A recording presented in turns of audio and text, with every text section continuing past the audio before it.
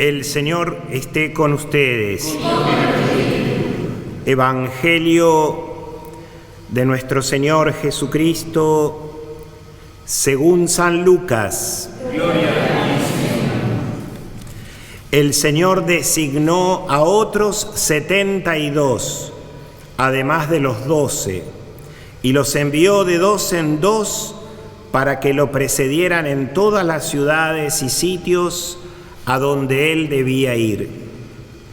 Él les dijo: la cosecha es abundante, pero los trabajadores son pocos. Rueguen al dueño de los sembrados que envíe trabajadores para la cosecha. Vayan, yo los envío como a ovejas en medio de lobos.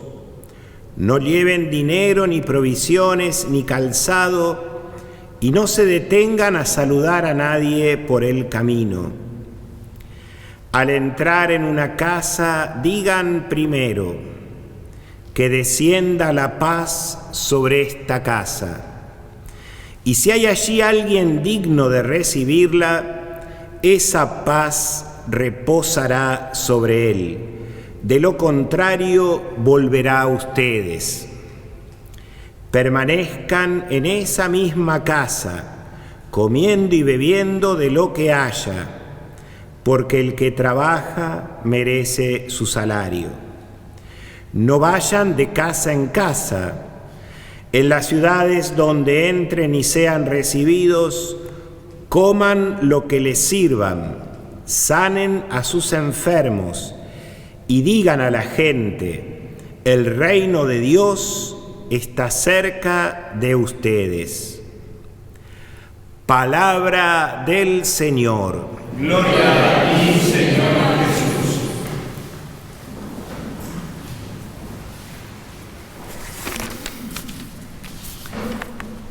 En el Evangelio de este domingo, el Señor envía a sus discípulos, los envía de 2 en 2, y es fuerte el verbo que dice vayan. Vayan, es decir, salgan. Pensaba aquí en esta idea que nos ha quedado a todos y que es un desafío a concretar del Papa Francisco cuando decía que es preferible ser una iglesia accidentada por estar en la calle y no una iglesia enferma por estar encerrada. ¿Cuánto nos falta todavía de ser una iglesia en salida? Una iglesia que, enamorada de Cristo, comparte la buena noticia de Jesús en las distintas realidades, que comparte la buena noticia de Jesús incluso, como decía el Papa, en las periferias existenciales, en cada hermano necesitado, en esas realidades que quizás sentimos que necesitan tanto del Evangelio. Por eso, como primera idea, pensaba hoy que volvamos a reflotar esta idea de la iglesia en salida, y hoy Jesús, enviando a los 72 discípulos, diciéndoles vayan, nos está volviendo también a decir, diciéndolo a nosotros: vayan, anuncien, salgan de ustedes mismos, no sean una iglesia autorreferencial, sino que compartan esa buena noticia con los demás. En segundo lugar, nos dice que tenían que ir a los lugares donde Jesús después debía ir. Decía: vayan a los lugares donde seguramente el Señor después tenía que estar. Por eso decía: a los lugares que lo precedieron. Presidan ustedes primero, vayan ustedes primero y después va a ir Jesús. Y entonces lo que Jesús seguramente nos está diciendo es: sean testigos. Sean testigos porque la gente va a saber de Jesús a partir de la conducta de ustedes. Si ustedes van a tener que ir primero a aquellos lugares donde después irá Jesús, la gente sabrá del Señor a través de ustedes.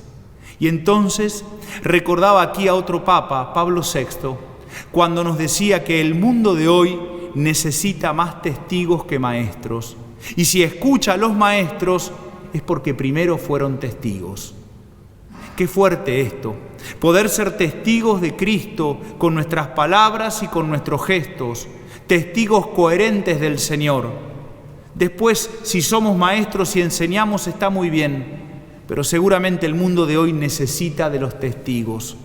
Qué desafío enorme entonces el de los cristianos, no solamente de ser iglesia en salida, sino además tratar de ser coherentes en nuestra vida para ir a los lugares, aquellos lugares que necesitan del conocimiento de Jesús y que seguramente lo conocerán o no a través de nuestro testimonio personal. En tercer lugar, Jesús da en el clavo, en el centro, cuando nos dice cuál es el mensaje que tenemos que compartir. El reino de Dios está cerca de ustedes. ¿Y qué significa que el reino de Dios está cerca nuestro? Significa ni más ni menos que el que está cerca es el mismo Dios, que nuestro Dios está cerca de nuestras realidades, que el proyecto de Dios, el proyecto de justicia, de amor, de fraternidad, es un proyecto viable.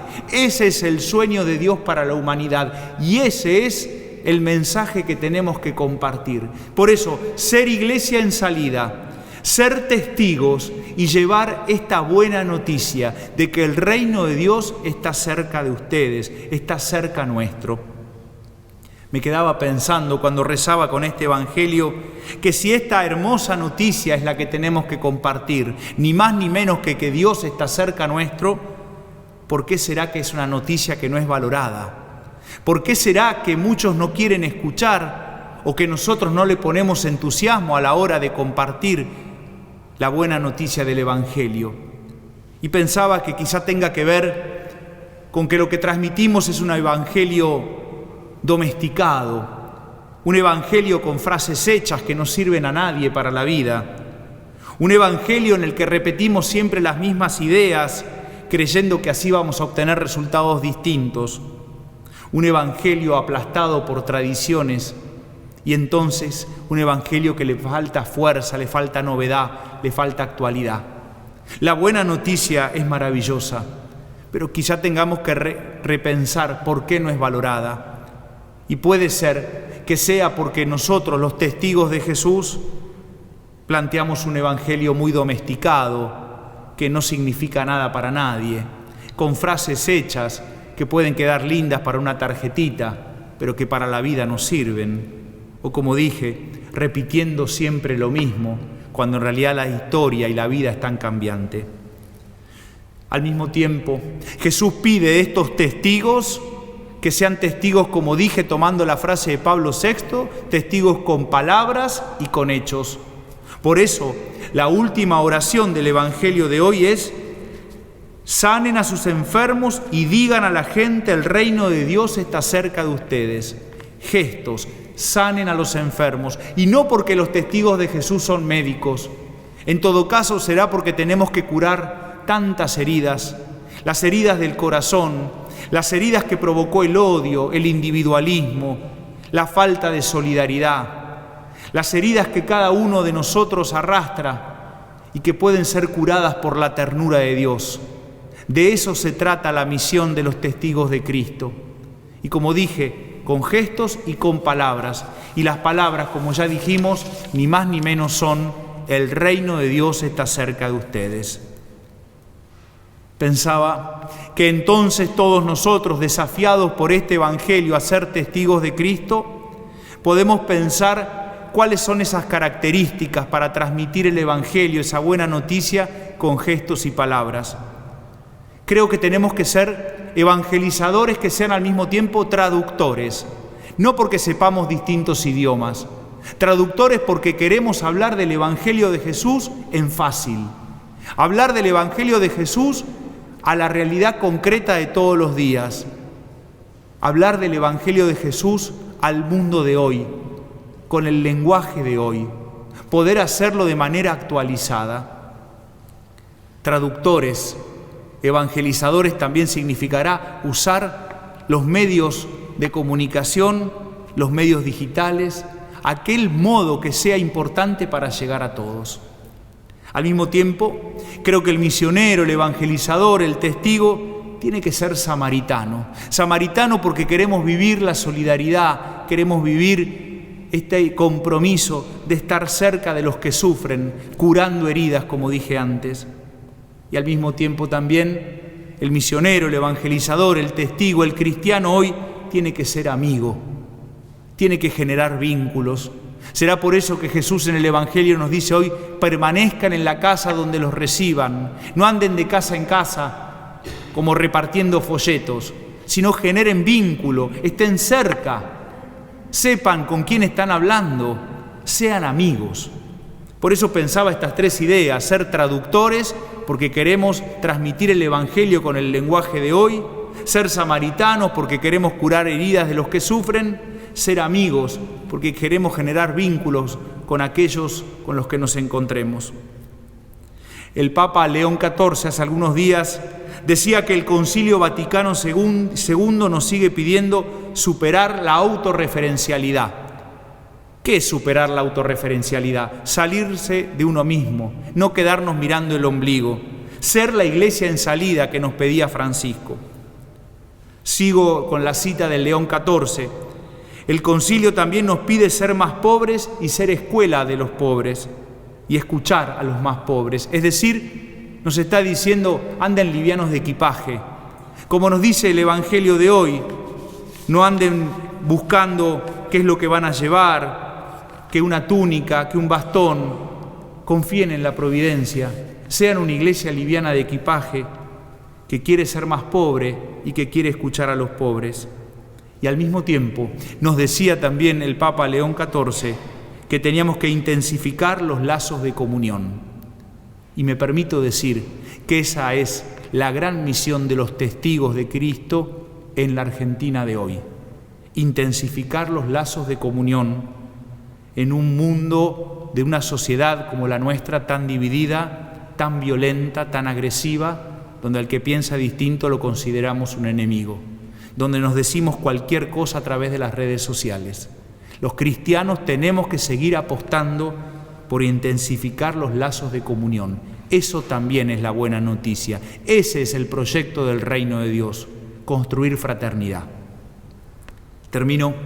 Celebramos hoy también a una santa que tuvo mucho que ver con la historia de la iglesia porteña y con la iglesia argentina, Santa Nazaria Ignacia, fallecida el 6 de julio de 1943 en el Hospital Rivadavia. Fue canonizada en el 2018 por el Papa Francisco y justamente el carisma de la congregación que ella fundó es que el reino de Dios es al que hay que anunciar. El reino de Dios es justamente la misión y el contenido por lo que hay que ser testigo. Fue una gran misionera, una testigo de Cristo, una evangelizadora. Quisiera pedir entonces hoy su intercesión para que nosotros también, escuchando y dejándonos interpelar por el Evangelio de hoy, seamos testigos del Señor.